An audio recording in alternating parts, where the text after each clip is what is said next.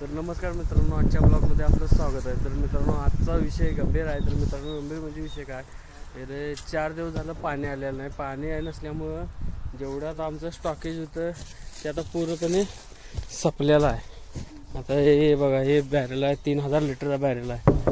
हे पूर्ण संपलेलं आहे.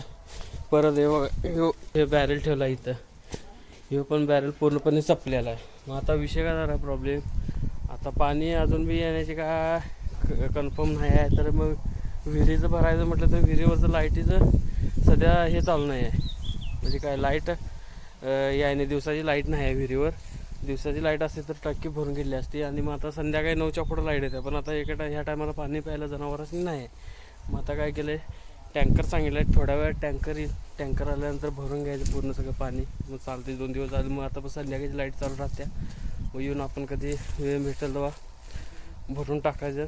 जनावरांनी तरी पाणी प्यायला लागणार 100%. भैयाला भी पाणी नाही आहे. भैया हे देखो, भैया भी वैसे ही घूम रहा है. त्याच्यामुळे आता पाणी आलं की त्याला सगळ्या टॉक्या बिक्या ते सगळं भरून घेऊन जनावर सगळे धुवून काढायचे. तर मित्रांनो, बघू शकता आता पाणी टँकर आलेला आहे आणि आता पाणी भरायला सगळं सुरू आहे. मित्रांनो, हे गायकवाडीचा टँकर आहे. हे शिवमचा टँकर घेऊन आला आहे बघा, हे पाण्याचा. हे आता आतली बी टॉकी भरून घ्यायची, ही पण टॉकी भरून घ्यायची. तर बघू शकता, हे दोन्ही बी टॉक्या भरून घेतलेली. ही पण टॉकी भरलेली आहे आणि ही पण आता टॉकी फुल्ल भरलेली आहे.